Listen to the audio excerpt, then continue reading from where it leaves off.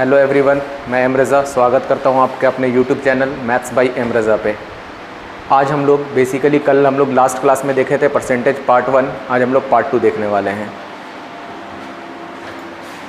Heading डाल लीजिएगा, percentage का पार्ट 2 होगा जी आज।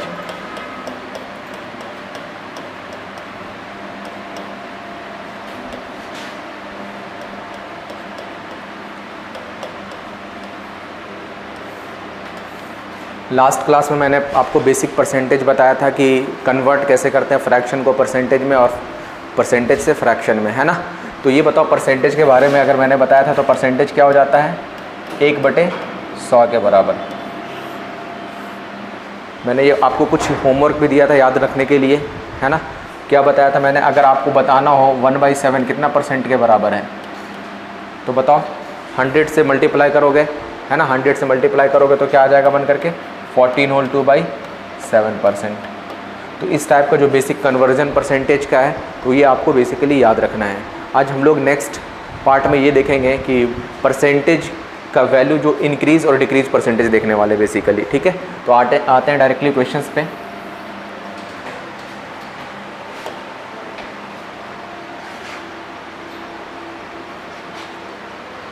सवाल है आपकी स्क्रीन पे कि अगर चीनी के मूल्य में 25% की वृद्धि हो जाती है तो एक व्यक्ति 1 किलो चीनी 120 रुपये में खरीद कर लाता है, तो चीनी का वृद्धि पूर्व मूल्य क्या था। मतलब अगर इंक्रीज़ नहीं होता तो फिर कितने रुपए में लेकर के आता। बहुत ही आसान सा सवाल है कि देखो इसको बनाने के 2 मेथड हैं। मैं आपको सबसे पहले स्टार्टिंग मेथड बताऊंगा, इजी मेथड है ना। If price of sugar increased by 25%। अच्छा, कोई भी चीज़ अपने आप में कितना परसेंट होता है जी, 100% होता है ना।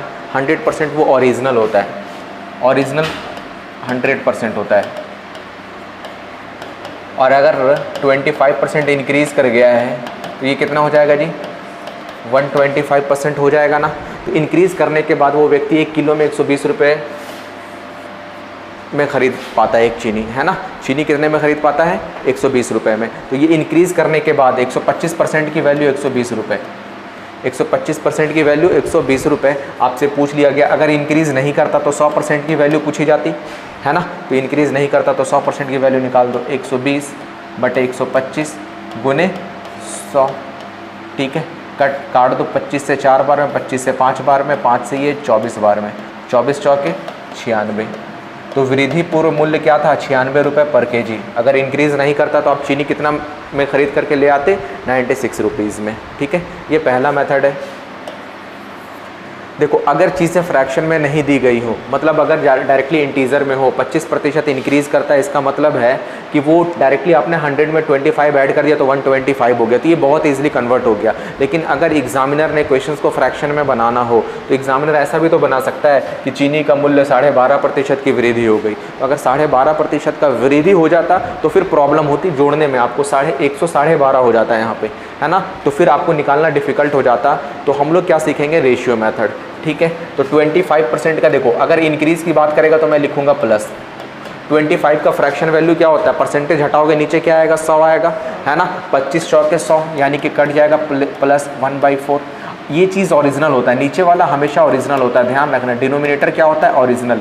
4 रुपये में आप खरीद रहे थे पहले, 1 रुपये अब बढ़ गया है चीनी का मूल्य, तो कितना रुपये देना पड़ रहा है आपको 5 रुपये। सवाल में कितना रुपये देना पड़ रहा है 120 रुपये। 5 की वैल्यू 120, 1 की वैल्यू 24, है ना।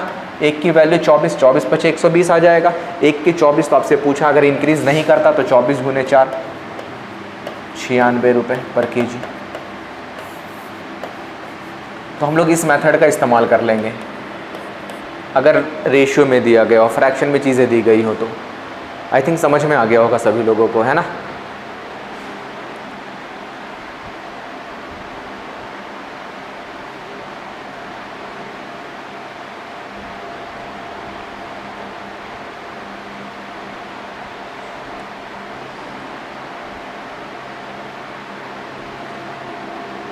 चलिए, और अगर यहाँ पे मान लो सवाल में दे दिया जाता कि 25% डिक्रीज़ हो रहा है तो क्या करते हैं हम लोग, यहाँ पे माइनस का कर देते 25%, तो यानी कि माइनस का 1/4, पहले 4 था अब 1 कम हो गया, यानी कि 3 में लेके जा रहा हूँ। 3 की वैल्यू 120, 1 की 40 तो 4 की हम लोग निकाल लेते हैं वहाँ से 160 रुपये, है ना। इस तरीके से भी निकाल सकते हो। अगर इंक्रीज करे या डिक्रीज करे हम लोग डायरेक्टली रेशियो मेथड का इस्तेमाल कर लेंगे। ओके, चलो बढ़ते हैं हम लोग अगले सवाल की तरफ। नेक्स्ट क्वेश्चन है,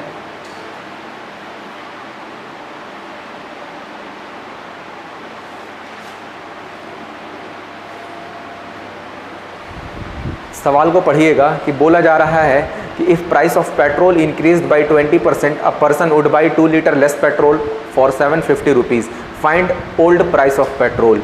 मतलब अगर पेट्रोल की कीमत में 20% की वृद्धि हो गई। देखो इस सवाल को बनाने से पहले एक स्टेटमेंट को समझो आप लोग, है ना। एक कहानी, छोटी सी कहानी है, उसको मैं सुनाता हूँ, उसको समझने की कोशिश करना आप लोग, ध्यान से समझना। कि आपके पास 500 रुपये हैं। आपके पास कितने हैं? 500 रुपये। आपके पास 500 रुपये हैं। आपने क्या किया, आपको ये पहले से पता था कि 500 रुपये में हमारी पेट्रोल, हमारी टंकी, गाड़ी की टंकी फुल हो जाती थी। 500 रुपये में आपकी गाड़ी की टंकी फुल हो जाती थी। एक दिन आप गए पेट्रोल पंप, तो पेट्रोल पंप वाला भैया बोलता है कि भाई साहब पेट्रोल की कीमत बढ़ चुकी है। अक्सर बढ़ जाता है पेट्रोल की कीमत। वो बोलता है कि 20% पेट्रोल की कीमत बढ़ गई है।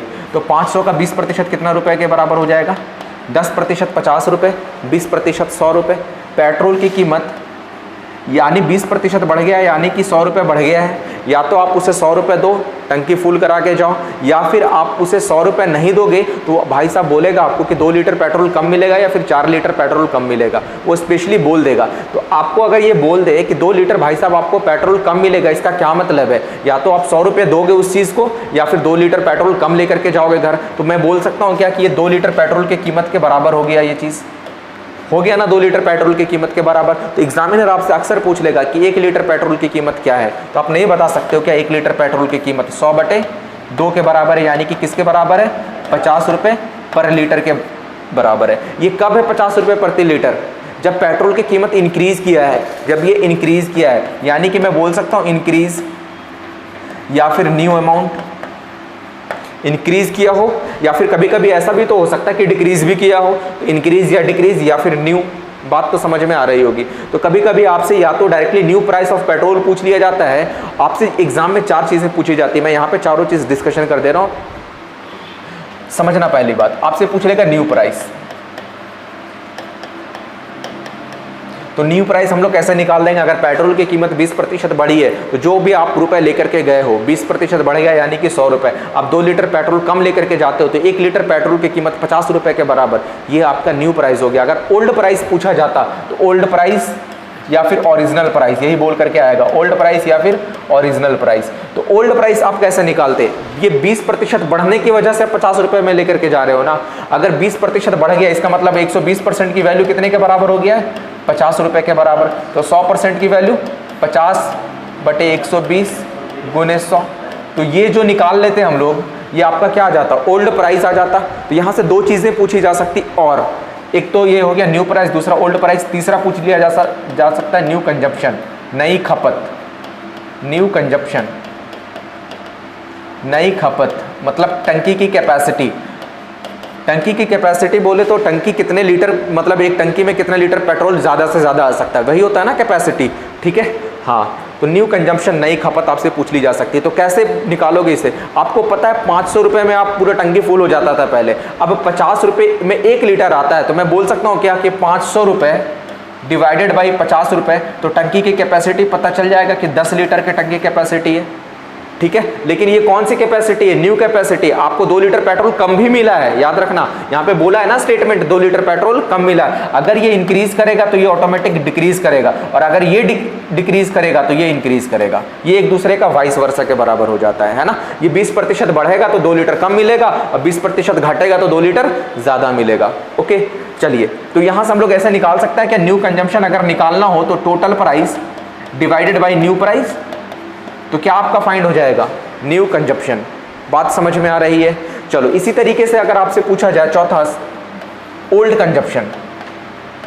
ओल्ड कंजप्शन, पुरानी खपत। तो पुरानी खपत तो बता ही सकते हो, जो भी न्यू कंजप्शन होगा, अगर यहाँ पे इंक्रीज किया है, अगर ये कम मिलेगा तो यहाँ पे ऐड हो जाएगा, ये चीज़ें 2 लीटर ऐड हो जाएगा, और अगर यहाँ पे ज़्यादा मिली होती तो कम हो जाता है ना। या फिर आपको इसका निकालने का तरीका ये भी हो सकता है, और टोटल प्राइस जो भी था 500 रुपये डिवाइडेड बाई ओल्ड प्राइस जो भी आपने निकाला है। आप वहाँ से भी न्यू कंजम्पशन निकाल सकते हो। तो एग्जामिनर ज़्यादा से ज़्यादा यही चारों में से कोई एक पूछ सकता है आपसे, ठीक है ना। चलिए, इतना तो समझ में आ गया होगा, तो इसे नोट कर लो बस।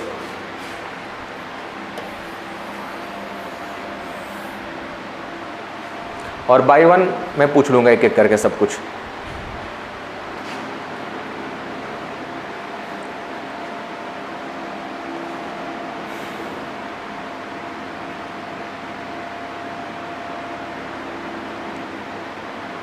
समझ में आया तो कमेंट करके ज़रूर बताना है आप लोगों को।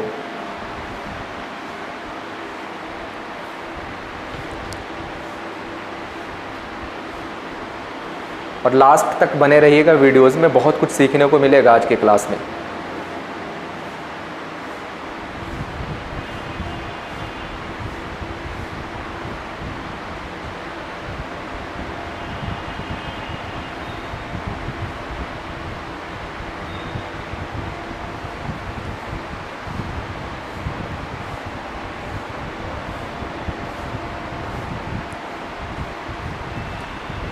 चलिए अब आते हैं सवालों पर डायरेक्टली, है ना। देखो सवाल में क्या बोला गया है, समझने की कोशिश करना। अगर आप सवाल को मतलब आप कॉन्सेप्ट को समझ गए तो without using pen and paper सवाल कर सकते हो बहुत इजीली। सवाल में बोला जा रहा है, if price of petrol increase by 20%, a person would buy 2 litre less petrol for 750 rupees. तो आपके पास टोटल रुपीज़ दे रखा है क्या, 750 रुपीज़। स्टेटमेंट बोलता है कि 20% इंक्रीज कर गया है। अच्छा, 750 का 20% इंक्रीज कर गया, इसका मतलब है कि 10% 75 के बराबर है, 20% 75 का डबल तो 150 के बराबर।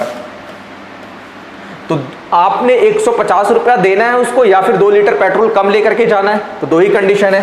तो 2 लीटर आप पेट्रोल कम लेकर के गए तो 1 लीटर पेट्रोल की कीमत कितने के बराबर हो गई, 150/2 बोले तो 75 रुपये पर लीटर के बराबर। अगर एग्जामिनर आपसे पूछ लेता कि पेट्रोल की नई कीमत ज्ञात करें तो आंसर कितना हो जाता, 75 रुपये पर लीटर। लेकिन आपसे नई कीमत नहीं पूछी गई है, कौन सी कीमत पूछी गई है, पुरानी कीमत। तो पुरानी कीमत के लिए मैंने बताया था क्या, ओल्ड प्राइस निकालने के लिए जितना परसेंट बढ़ जाए, तो 100% तो हमेशा ओरिजिनल होता है, तो बढ़ गया तो कितना हो गया 120%। 120% की वैल्यू सवाल में कितना दे रखा है, 75 रुपीज़।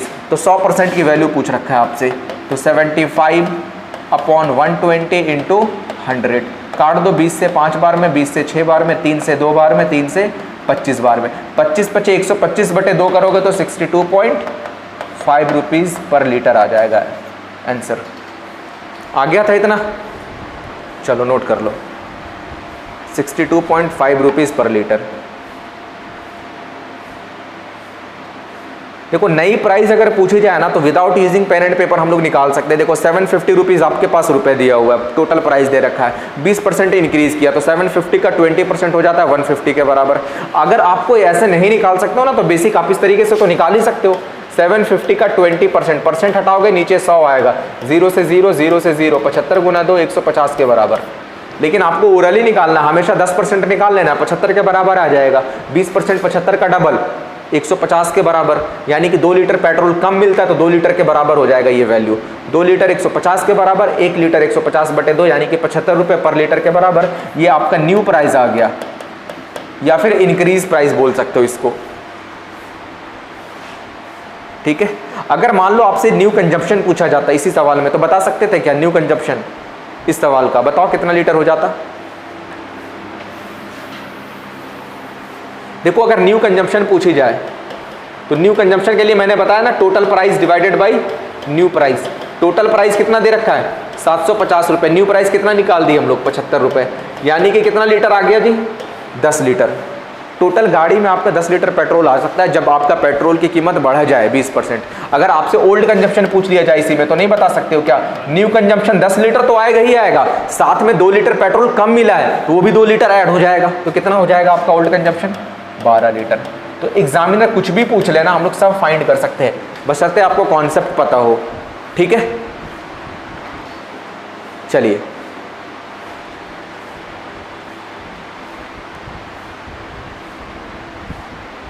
आगे बढ़ते हैं हम लोग नेक्स्ट क्वेश्चंस की तरफ।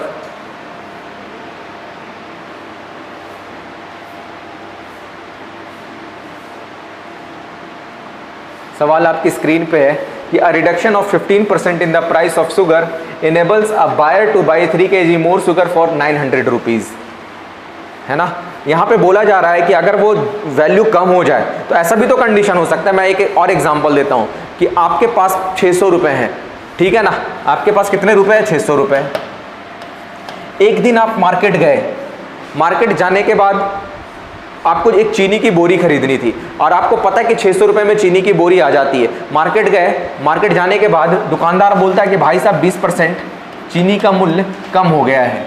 तो 20% चीनी का मूल्य कम हो गया तो 600 का 20% किसके बराबर हो जाएगा, 10% 60 के बराबर, 20% 120 के बराबर। तो ये 120 के बराबर हो गया। तो आपके पास दो कंडीशन है, या तो आप 120 रुपये लेकर के जाओ या फिर 120 रुपये का वो चीनी ज़्यादा दे देगा, है ना। तो वो बोलता है कि आपको 3 kg चीनी मैं ज़्यादा दे देता हूँ। तो 3 kg ज़्यादा चीनी क्यों देगा आपको, 120 रुपये की वजह से ज़्यादा देगा, है ना।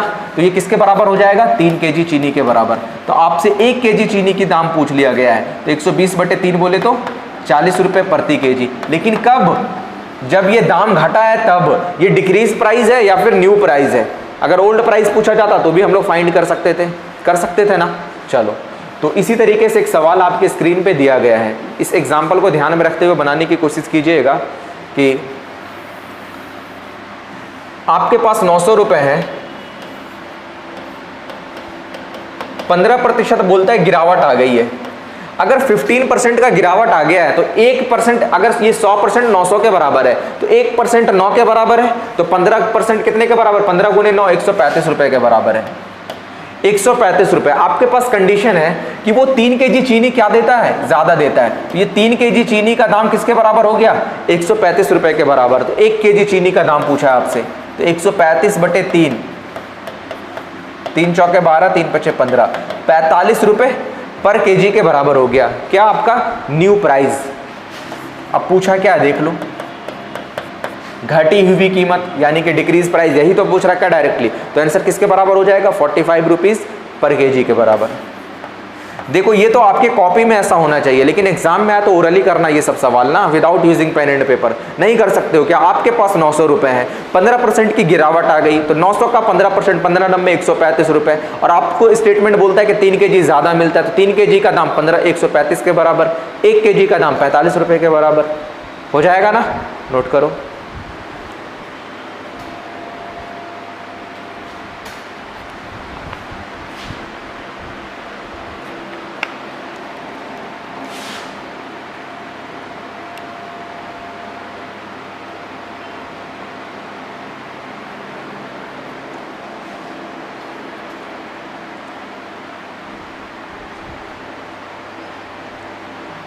चलिए बढ़ते हैं अगले सवाल की तरफ। नेक्स्ट क्वेश्चन है,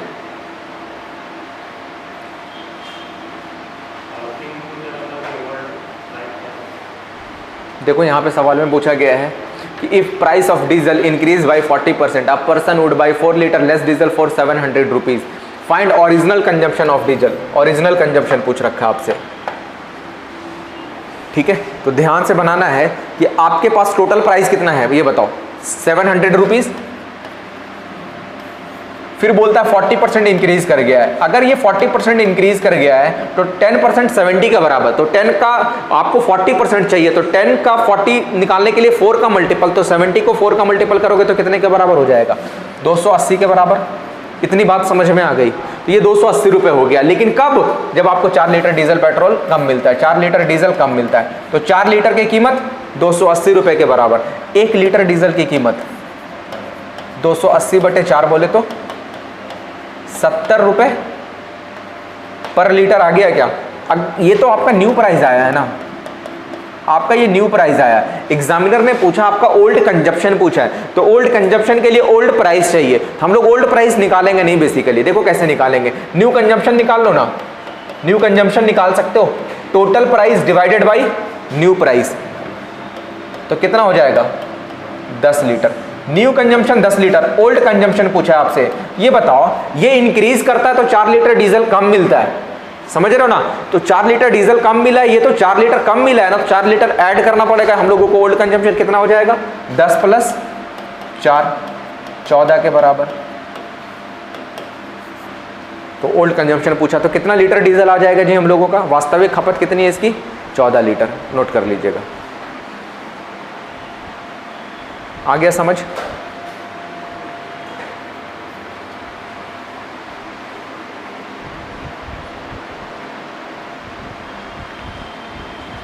देखो समझ में आ रहा होगा ना, तो आप लोग वीडियो को लाइक करें और दोस्तों तक पहुँचाएँ, शेयर करें इसे, है ना। मैं आप ही लोगों के लिए स्पेशली आया हूँ पढ़ाने के लिए।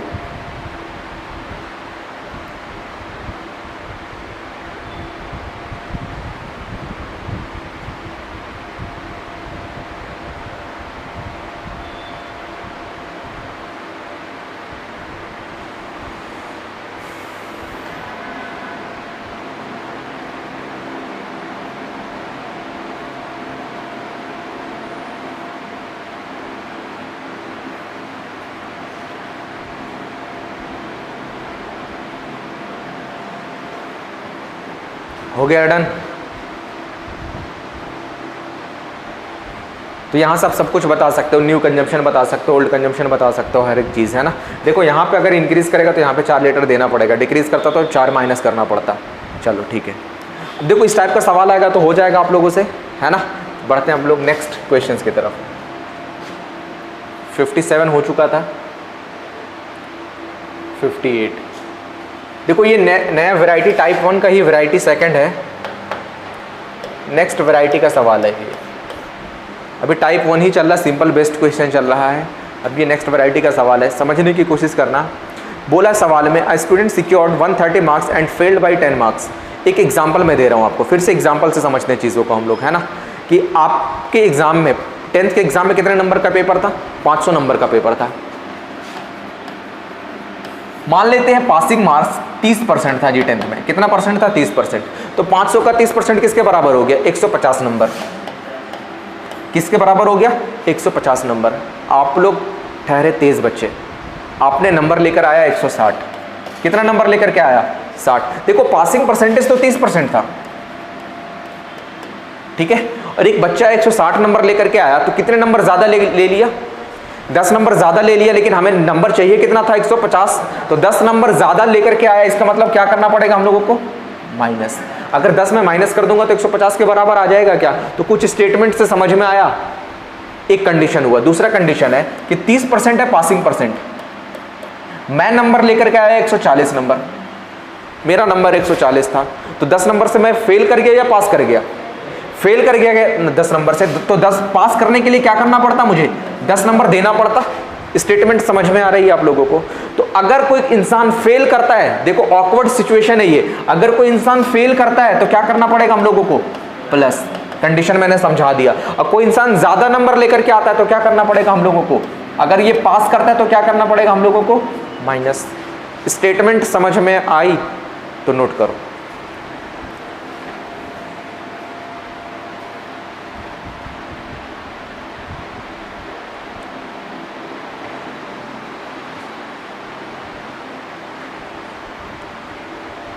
सिचुएशन को समझिएगा आप लोग कि स्टेटमेंट बोल क्या रहा है।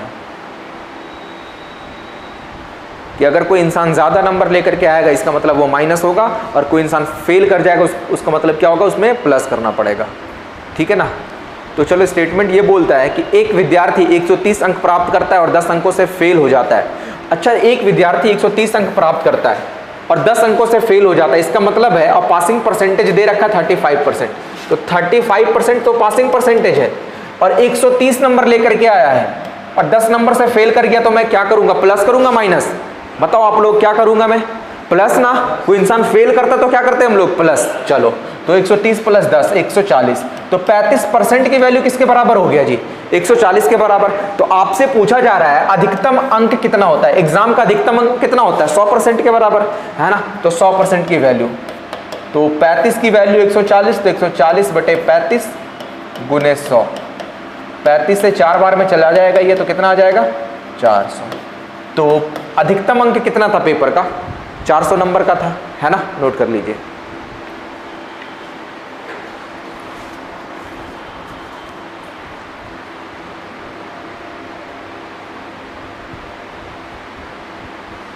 बहुत ही इजी क्वेश्चन था ये, ठीक है ना। तो एग्जामिनेशन बेस्ड का ये सबसे आसान सवाल है।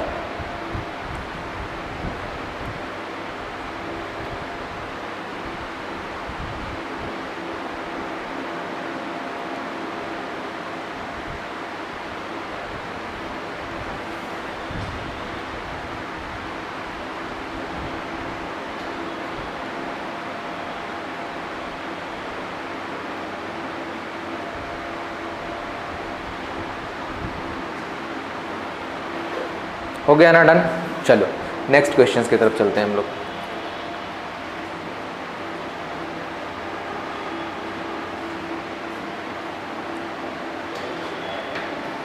क्वेश्चन आपकी स्क्रीन पे है कि एक परीक्षा में गणेश 39% अंक लेकर के आता है और वह 12 अंकों से पास कर जाता है, उत्तीर्ण हो जाता है ना। और उसी परीक्षा में विनायक 45% अंक लेकर के आता है और वो 42 अंकों से पास हो जाता है। तो परीक्षा के अधिकतम अंक पूर्णांक में क्या है? देखो इसको बनाने का आप x मान के भी बना सकते हो, परीक्षा का अधिकतम पूर्णांक x है, तो ये सब मान के बनाने की ज़रूरत नहीं है आपको, है ना। तो ये बताओ एग्जामिनेशन सेम है या अलग अलग है? एग्जामिनेशन तो सेम है, बच्चे दो हैं, एक का नाम है गणेश, एक का नाम है गणेश और दूसरे का नाम है विनायक, ठीक है ना। गणेश और विनायक स्टेटमेंट में बोलता है कि गणेश 39% अंक लेकर के आता है और 12 अंकों से पास कर जाता है। तो जब पास होता तो क्या करते हैं हम लोग? माइनस। तो देखो हम लोग डायरेक्टली यहां पे लिखते हैं passing percentage. Passing percentage, Ganesh 39% अंक लेकर के आया और 12 अंकों से पास कर गया, इसका मतलब यहां पे क्या करना पड़ेगा? माइनस। अगर फेल करता तो क्या करते हैं हम लोग? प्लस। देखो परसेंटेज, देखो एग्जामिनेशन सेम है तो पासिंग परसेंटेज भी सेम ही होगा, है ना, दोनों के लिए। तो विनायक के लिए भी पासिंग परसेंटेज सेम है। विनायक क्या करता है कि 45% अंक लेकर के आता है और 42 अंकों से पास कर जाता है। तो 45% अंक लेकर के आया और 42 अंकों से पास कर गया, तो क्या करना पड़ेगा हम लोगों को?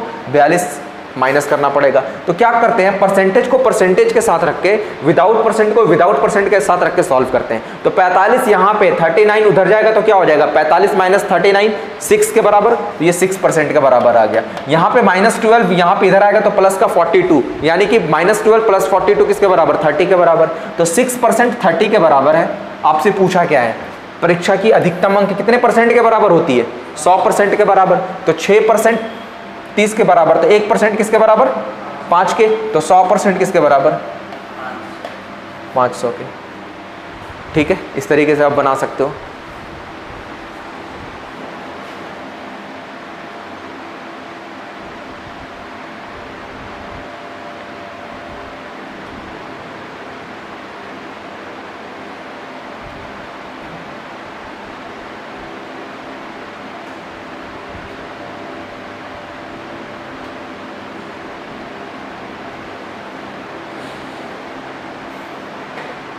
देखो एग्जाम में है ना, तो ये तो बस मैंने बता दिया किस तरीके से करना है, लेकिन एग्जाम में तो without using pen and paper करना है। एक चीज़ का ध्यान रखिएगा आप लोग कि अगर यहाँ पे देखो परसेंटेज हर एक केस में माइनस होगा, परसेंटेज क्या होगा? हर एक केस में माइनस होगा। लेकिन जो विदाउट परसेंट है ना, विदाउट परसेंट, अगर कोई बंदा पास और पास करेगा तो माइनस हो जाएगा आपस में, कोई बंदा फेल और फेल करेगा तो आपस में क्या हो जाएगा? माइनस। और कोई बंदा पास और फेल का कॉम्बिनेशन होगा ना तो क्या करेगा आपस में?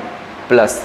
समझ में बात आई मैंने क्या बोला है? कि देखो परसेंटेज रहेगा तो परसेंटेज तो हर एक केस में माइनस होना है, उसके बाद पास पास रहेगा तो माइनस हो जाएगा, फेल फेल रहा तो फिर माइनस हो जाएगा, पास और फेल का कॉम्बिनेशन रहा तो प्लस होगा। तो यहाँ पर आप स्टेटमेंट गौर करोगे, यहाँ पे भी बंदा क्या होता है? पास, यहाँ पे भी बंदा क्या होता है? पास। तो मैंने बोला परसेंटेज हर एक केस में माइनस होगा। 45 में से 39 को घटाओगे किसके बराबर आएगा? 6 के बराबर, ठीक है ना। और फिर यहाँ पे दोनों बंदा पास हुआ तो क्या करेंगे हम लोग? माइनस। तो 45 में से 42 में से 12 माइनस करोगे तो किसके बराबर? 30 के। तो 6% 30 के बराबर, तो 1% 5 के बराबर, 1% 5 के बराबर, तो 100% 500 के बराबर। तो एग्जाम में बस इतना ही लिखना था, लिखना भी नहीं था, ओरली करना था इसको, है ना। समझ में बात आई कैसे किया मैंने? फिर से समझो एक बार। मैंने बोला परसेंटेज हर एक केस में माइनस होगा। 39 में से 45 घटाओगे तो क्या आएगा? 6% आएगा। और 42 में 12 घटाओगे तो 30 आएगा। तो 6% 30 के बराबर, 1% 5 के बराबर, 100% 500 के बराबर। हो गया ना? नोट कर लो।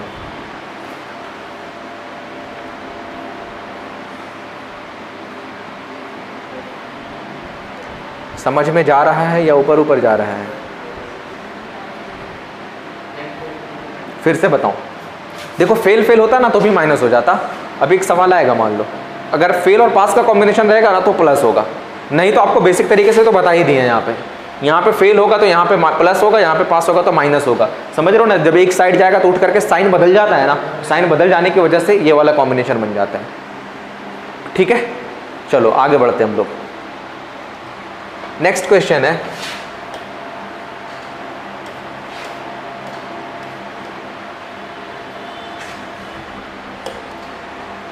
बोला गया है if a student scored 36% of marks, then he is failed by 32 marks, but when he scored 42% marks he is passed by 64 marks. यहाँ पे पूछा आपसे फाइंड पासिंग परसेंटेज, यहाँ पे कुछ अलग ही पूछ लिया है, 100% नहीं पूछा, क्या पूछा है? Passing percentage. देखो क्या है, एक बंदा है जो 36% मार्क्स लाता है और फेल कर जाता है, फेल कर जाएगा तो प्लस करेंगे माइनस करेंगे? अरे बताओ, प्लस करेंगे ना, फेल करेगा तो प्लस और पास किया तो माइनस। हाँ, 36% बंदा लाता है मार्क्स और 32 अंकों से फेल कर जाता है तो 32 अंक हम लोग प्लस कर दिए। इधर मैं लिख रहा हूं पासिंग परसेंटेज, ठीक है ना। फिर उसी एग्जाम में 48% अंक लाता है और 64 अंक ज्यादा लेकर के आता है, मतलब ज्यादा लेकर के आया, इसका मतलब माइनस। इतनी बात तो समझ में आ रही होगी। तो क्या करते हैं हम लोग, 48 में से 36 घटाओगे तो क्या आएगा? 12%। और 32 और 64 घटाओगे तो जोड़ोगे तो कितना आ जाएगा? 4 2 6 6 3 9, है ना, 96 के बराबर। अच्छा, 12% 96 के बराबर, तो 1% 8 के बराबर। बात समझ में आई? 1% 8 के बराबर। अगर आपसे पूछा जाता 100% तो एग्जामिनेशन में कितना आ जाता नंबर? 800 नंबर, है ना। अगर पूरा अधिकतम अंक पूछा जाता तो नंबर कितने का होता? 800। लेकिन इस बार अधिकतम अंक ना पूछ के क्या पूछ लिया? पासिंग प्रतिशत। तो ये बताओ, 1% 8 के बराबर या 8 1% के बराबर है, तो 32 अगर मैं निकाल लूं यहां से 32, तो 32 बनाने के लिए क्या करना पड़ेगा? इधर 4 का मल्टीपल, तो ये भी 4 का मल्टीपल हो जाएगा, तो कितने परसेंट के बराबर? 4% 32 के बराबर मैं बोल सकता हूं। तो पासिंग परसेंटेज पूछा है, तो यहां पे ऑलरेडी 36 था और 32 की जगह पे मैं रख देता हूं 4%, तो कितने के बराबर हो गया जी पासिंग परसेंटेज? 40 के बराबर। आप इस तरीके से बना सकते हो, है ना। देखो कॉन्सेप्ट एक बार समझ जाओगे, सवाल अगर अलग भी आएगा ना तो भी आप बना दोगे एग्जाम में। देखो अभी मैं आपका बेसिक क्लियर कर रहा हूं। अभी ये चीज जो आपका क्लास चल रहा है, मैं एक बार इंफॉर्मेशन दे दूं आपको, ये क्लास बिल्कुल बेसिक चल रहा है। बेसिक कंप्लीट होने के बाद 2 से 3 क्लास में बेसिक कंप्लीट हो जाएगा। बेसिक कंप्लीट होने के बाद हम लोग एक सीरीज लेकर के आए हैं यहाँ पे, 2020 से 22 तक का सीरीज, बिल्कुल अलग लेवल का ये चलेगा। 2020 जो सीजीएल के मेंस में सवाल पूछे गए हैं, सीजीएल के प्री में पूछे गए हैं और सीएचएसएल के एग्जाम में पूछे गए सवाल है, वो सवाल अभी हम लोग करेंगे आज, है ना। लेकिन कब? जब ये पूरा का पूरा बेसिक कंप्लीट हो जाए, थोड़ा आइडिया हो जाए आप लोगों को कि परसेंटेज पढ़ना कैसे और बनाना कैसे, उसके बाद हम लोग करने वाले हैं। तो जिनको जो नए पुराने बच्चे होंगे जिनको परसेंटेज का आइडियाज़ होगा तो वो ये वीडियो ज़रूर देखें और शेयर करें, है ना। 2020 से 22 तक का सीरीज़, वो हर एक चैप्टर के एंड में मैं कराऊंगा यहाँ पे।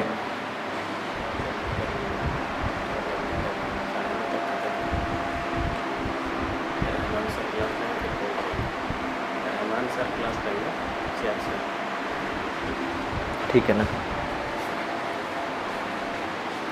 चलिए ठीक है।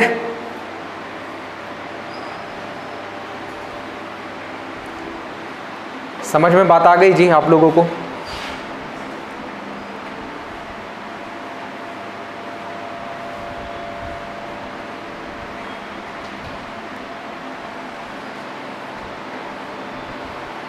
चलो अब हम लोग पढ़ते हैं ना टाइप 2। अब इस टाइप का सवाल आएगा, मुझे उम्मीद आप लोग बना दोगे। हेडिंग डाल लेना टाइप 2। देखो टाइप 2 में क्या होगा मैं समझा दूं पहले।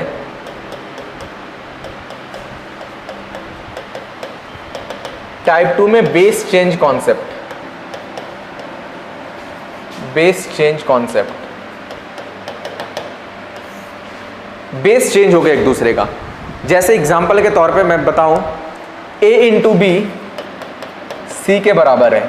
a इंटू बी क्या है? c के बराबर है। तो इसका पहला केस है case first, where c is constant, where c is constant, मतलब c चेंज नहीं होगा। समझ रहे हो ना। अगर a आप बढ़ाओगे तो b को आप कितना घटाओगे ताकि c पे कोई इंपैक्ट ना पड़े, c पे कोई इफेक्ट ना पड़े। बात समझ में आई? जैसे एग्जांपल के तौर पे a into B is equal to C क्या होता है? जैसे प्राइस इंटू कंजम्पशन, आपने जितना, जैसे मान लो मैंने बोला प्राइस इंटू कंजम्पशन किसके बराबर हो जाएगा? एक्सपेंडिचर के बराबर हो जाएगा। खर्च के बराबर हो जाएगा। जैसे आपको पता है 10 रुपए पर केजी के हिसाब से 5 केजी आलू लेकर के जाना है, तो कंजम्पशन क्या हुआ, 5 केजी आलू, 10 रुपए क्या हुआ, प्राइस हुआ। इन दोनों को आपस में गुना कर दोगे तो टोटल खर्च आ जाएगा क्या, एक्सपेंडिचर। तो मैंने बोला प्राइस इंटू कंजम्पशन क्या हो जाएगा, एक्सपेंडिचर के बराबर। इस वाले पे सवाल इस बार ही बहुत आया, 2022 के एग्जाम मेंस के एग्जाम में भी सवाल पूछा गया प्राइस और कंजम्पशन पे, ठीक है ना। और लेंथ इंटू ब्रेथ क्या कहलाता है आपका, अरे लेंथ इंटू ब्रेथ क्या कहलाएगा, area. Length into breadth area कहलाएगा, है ना। इसी तरीके से अगर मैं बोल सकता हूं कि स्पीड इंटू टाइम क्या कहलाएगा, डिस्टेंस। स्पीड इंटू टाइम क्या कहलाएगा, डिस्टेंस। और फिर एफिशिएंसी इंटू टाइम क्या कहलाएगा, work done. Efficiency into time, work done. तो जो भी इस A into B is equal to C वाले फिगर पे जो भी बेस्ट बनेगा सवाल, तो जो भी नए नए सवाल आएंगे ना, तो हम लोग क्वेश्चंस को वहीं से डील कर लेंगे। तो मैंने एक एग्जांपल दिया कि इस टाइप के जो भी सवाल बनते हैं तो हम लोग इस वाले फॉर्मेट में सॉल्व करेंगे, है ना। प्राइस इंटू कंजम्पशन एक्सपेंडिचर के बराबर, लेंथ इंटू ब्रेथ एरिया के बराबर, स्पीड इंटू टाइम डिस्टेंस के बराबर, efficiency into time work done के बराबर। ओके, अब ये समझते हैं। तो सवाल में बोला गया पहला कॉन्सेप्ट क्या है कि बेस चेंज कॉन्सेप्ट में वेयर सी इज कांस्टेंट, सी पे कोई इफेक्ट नहीं पड़े। आप लेंथ को कितना बढ़ाओगे उससे मतलब नहीं है, कि आपने चौड़ाई को कितना कम किया उससे मतलब नहीं है, एरिया पे कोई चेंज नहीं आनी चाहिए। पहला केस है, एरिया पे कोई चेंज नहीं आनी चाहिए। आपने 20 रुपया 20%, चलो मूल्य बढ़ गया आपका, 20% मूल्य बढ़ गया तो खर्च कंजम्पशन में कितना आप कमी कर दोगे ताकि एक्सपेंडिचर पे कोई इफेक्ट ना पड़े। तो इस टाइप को सवाल को बनाने के लिए एक तरीका मैं बता रहा हूं, ध्यान से समझिएगा आप लोग, है ना। और ये वाला जो इस टाइप का सवाल है ना, एक अक्सर सवाल पूछा जाता है, यदि राम की आय 20% ज्यादा है श्याम की आय से, तो क्या श्याम की आय राम की आय से 20% कम होगी?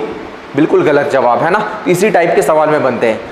तो ध्यान से समझिएगा स्टेटमेंट को, A into B is equal to C मैंने बोला है। मान लेते हैं A 10 के बराबर है, B 10 के बराबर, इनका मल्टीपल किसके बराबर होगा, 100 के बराबर, है ना। अपने हिसाब से हम लोग माने हुए। अगर मान लेते ये प्राइस है 10, प्राइस आपका 10% बढ़ गया। अच्छा, 10 का 10% किसके बराबर हो जाता है, 1 के बराबर।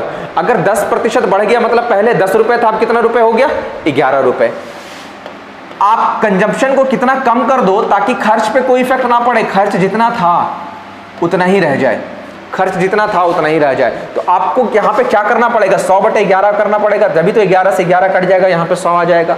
तो यहाँ पे 10 था, यहाँ पे 100/11 हो गया। तो यहाँ से आप डिफरेंसेस निकाल करके आप नीचे रख दोगे बेस को 10 को, तो आप यहाँ से जो भी परसेंटेज आएगा आप वहाँ से कंजम्पशन निकाल सकते हो, ठीक है। ये तो पहला मेथड हो गया। तो इस मेथड से हम लोग सॉल्व नहीं करने वाले चीज़ों को, ये थोड़ा सा डिफिकल्ट हो जाता है ना। एक होता है रेशियो मेथड। बोला गया सवाल में राम की आय, समझना, राम की आय श्याम की आय से 25% ज्यादा है। मैंने ये बोला है राम की आय श्याम की आय से 25% ज्यादा है। तो 25% का फ्रैक्शन वैल्यू कितना होता है, +1/4।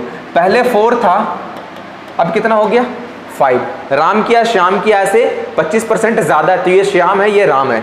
अब स्टेटमेंट बोल देगा ना कि श्याम की आय राम की आय से कितना प्रतिशत कम है ना, कितना प्रतिशत कम है। तो यहाँ पे कितना कम दिख रहा है आपको, 1 कम।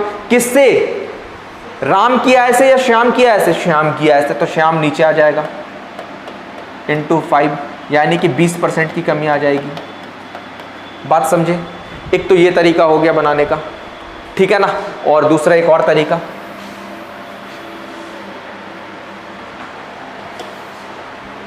नहीं पता आपके पास 100 में जितना था, मान लिया 100 रुपए आपके पास, 100 रुपए आपके पास है, 25 बढ़ गया, 25% बढ़ गया, तो कितना बढ़ गया आपके पास, कितना हो गया बताओ, 125 हो गया ना। तो कितने की कमी करोगे, तो फाइनल अमाउंट पे कमी करोगे। मतलब 25 बढ़ गया ना, तो 25 की कमी फाइनल पे, 25/125 गुने 100। तो 25 से 5 बार में, 5 से ये 20 बार में, तो यहाँ से भी आ जाएगा 20%। अगर ये 25% बढ़ा है तो 20% की कमी करनी पड़ेगी। तो आपको जो मेथड अच्छा लगे उस मेथड का इस्तेमाल कर लेना। लेकिन मैं यहाँ पे बता दूँ आपको कि जब भी देखो, रिजिड किसी भी मेथड में नहीं होना है, जो यूज़फुल होगा, जो समझ में आएगा उसका हम लोग इस्तेमाल करेंगे। लेकिन हाँ, अगर चीज़ें फ्रैक्शन में दी जाए तो रेशियो का इस्तेमाल करेंगे, चीज़ें अगर डायरेक्टली इंटीजर में दी जाए तो 100 का इस्तेमाल करेंगे, क्योंकि 100 से भी सवाल ईजिली बनता है, ठीक है ना।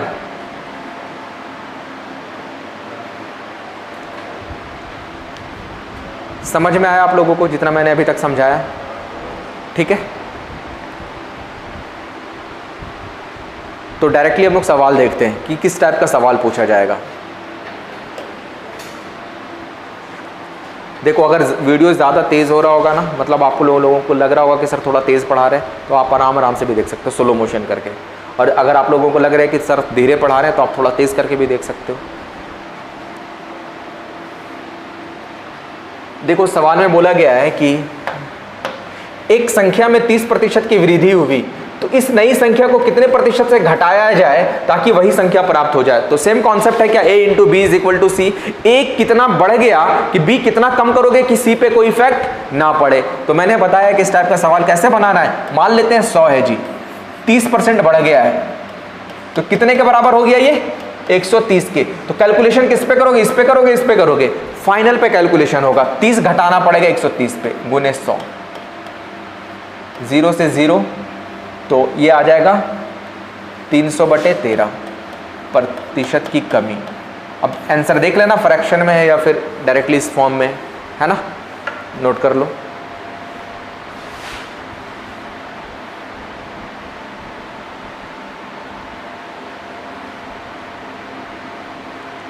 अगर आप इसे चाहते हो तो फ्रैक्शन में बनाने के लिए रेशियो मेथड से तो इस तरीके से भी बना सकते हो। 30% की बढ़ोतरी हो गई, मतलब 3/10 हो गया। पहले 10 था, अब 13 हो गया, इसका मतलब 3 की कमी करनी पड़ेगी 13 पे इंटू 100। यहाँ से भी आंसर आ जाएगा आपका 300/13% है ना। आपको जो अच्छा लगे उस मेथड का इस्तेमाल कर लें।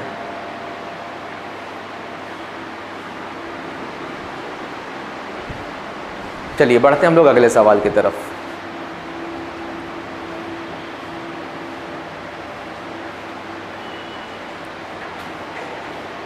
देखो सवाल लंबा है, घबराना नहीं है यहाँ से, है ना, ज़्यादा कुछ नहीं है इसमें।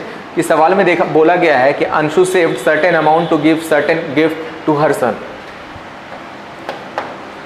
अंशु ने कुछ राशि अपने बच्चे को गिफ्ट देने हेतु बचाए। उसके बाद बोलता है कुछ कारणवश उसकी कुल राशि का 15% खर्च हो गया। कितना खर्च हो गया, 15% खर्च हो गया। तो फिर बोलती है कि अब वो बची राशि में कितने प्रतिशत की वृद्धि करे ताकि वो उपहार वही खरीद सके। मतलब कि फिर से जो फाइनल अमाउंट था उसमें कोई चेंजिंग नहीं आना चाहिए। तो मतलब आप कैसे बना सकते हो इस वाले सवाल को। पहले आप 100 रुपये था आपके पास, आपने 100 रुपये में सोचा था उपहार खरीद लूंगा मैं, 15% खर्च हो गया इसका, तो बचा कितना परसेंट, 85 बचा ना। तो आपको वही उपहार खरीदना है तो 85 में बढ़ोतरी करोगे ना, 15/85 गुने 100, 5 से काट दो, यहाँ पे आ जाएगा 300/17%।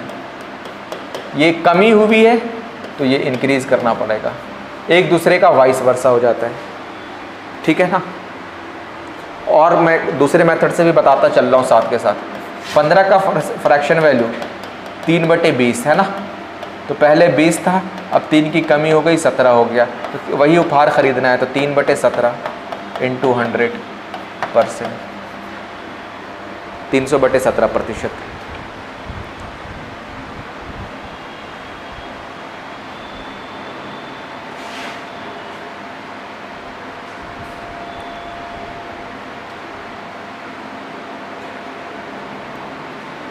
समझ में आ रहा है आप लोगों को अच्छे तरीके से ना।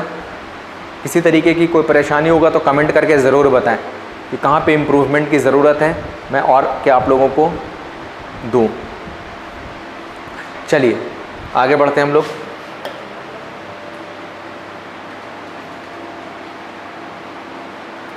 ये इंपॉर्टेंट टाइप का क्वेश्चन है।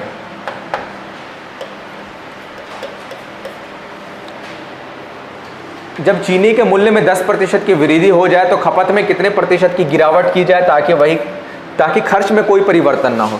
मतलब फिर से सेम ना, price into consumption is equal to expenditure. Expenditure में नो चेंज, प्राइस बढ़ रहा है तो कंजम्पशन घटाना पड़ेगा। बिल्कुल सेम क्वेश्चन है ना।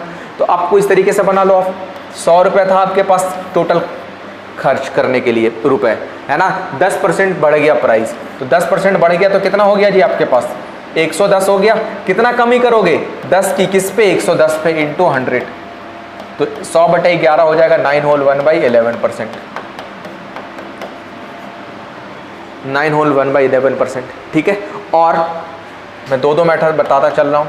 10% इंक्रीज किया, इसका मतलब 1/10 हो गया। पहले 10 था, अब 11 हो गया।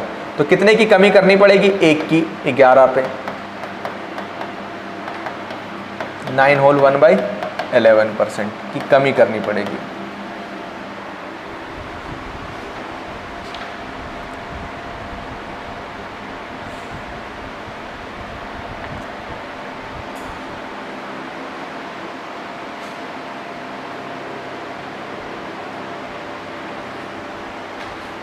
चलिए ठीक है, बढ़ते हैं हम लोग अगले सवाल की तरफ। समझ में आ रहा है सभी लोगों को अच्छे से? तो हाँ या ना बोलना है सभी लोगों को, है ना?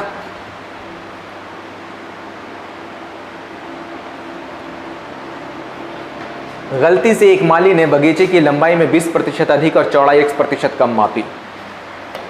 माली ने क्या किया? गलती से 20% लंबाई को अधिक कर दिया, चौड़ाई को 1% कम कर दिया और क्षेत्रफल में कोई परिवर्तन ना हो। तो x का मान क्या? देखो x डाल करके कंफ्यूज कर रहा है आपको बेसिकली, और कुछ भी नहीं है।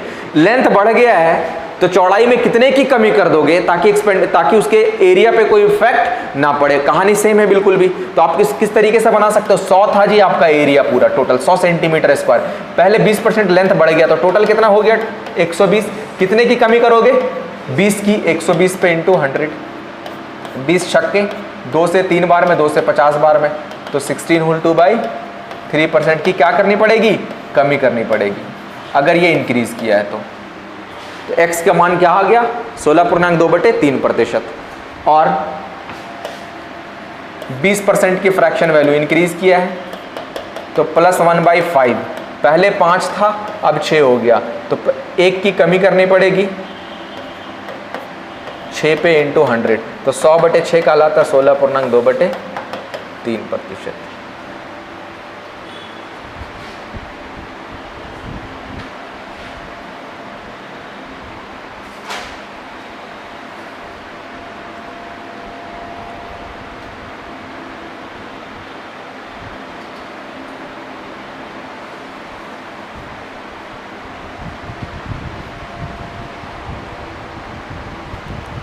Okay, done. Next.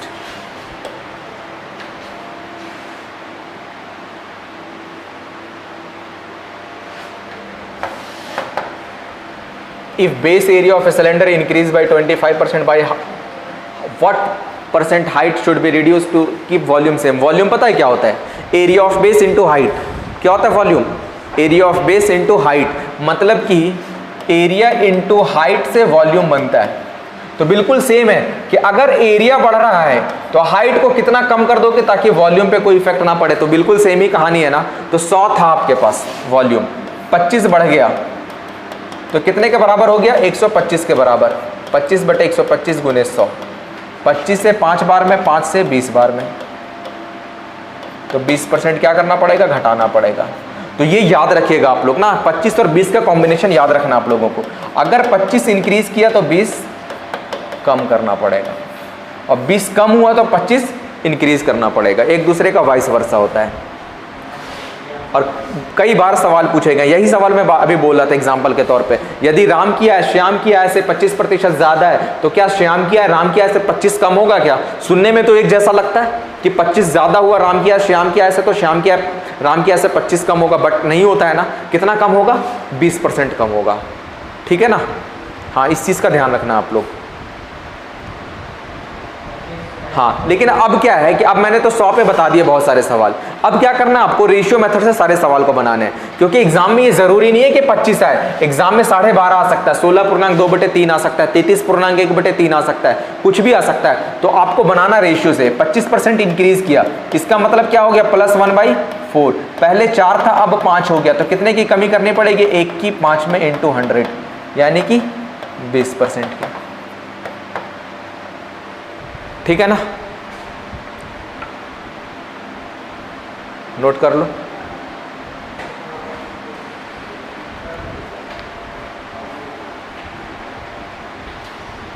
चलिए, आज का आखिरी सवाल, एक और सवाल कर लेते हैं हम लोग। नंबर ऑफ क्वेश्चंस काफ़ी हो गए आज। देखो, डिफरेंट लैंग्वेज में मैंने सवाल को यहाँ पे मैं करवा रहा हूँ, ताकि आपको एग्जाम में अगर कोई अलग लैंग्वेज का आ गया तो आपको प्रॉब्लम ना हो इस चीज़ से। बोला गया workers of a factory increase their efficiency by 50%, how much percent time taken will reduce to finish certain piece of work. देखो एफिशिएंसी होता है वर्क डन अपॉन टाइम, तो आप अगर वर्क डन निकालना हो तो एफिशिएंसी इनटू टाइम हो जाता है। अगर आपका एफिशिएंसी अच्छा रहेगा तो टाइम कम लगेगा उसी काम को करने में, अगर एफिशिएंसी कम होगा तो टाइम ज़्यादा लगेगा। तो यहाँ पे बोला जा रहा है कि कार्य क्षमता जो है ना 50% क्या है, बढ़ा दी गई। तो 50% बढ़ा दिया गया, इसका मतलब 50% का फ्रैक्शन वैल्यू क्या होता है, +1/2। पहले 2 था, अब 3 हो गया, इंक्रीज हो गया ना। अब बोलता है कि समय कितने प्रतिशत कम कर दोगे, कितने कम कर दोगे जी, 1 यूनिट किस पे, 3 पे, जो बढ़ा हुआ है 1/3 × 100, तो 33.1/3% को घटाना पड़ेगा समय। ठीक है, तो अगर ये सेशन आप लोगों को अच्छा लगा होगा तो चैनल को मेरा लाइक करें, शेयर करें और सब्सक्राइब करें। मिलते हैं हम लोग अगले परसेंटेज के पार्ट 3 वीडियो में। आज के लिए इतना ही। Thank you so much.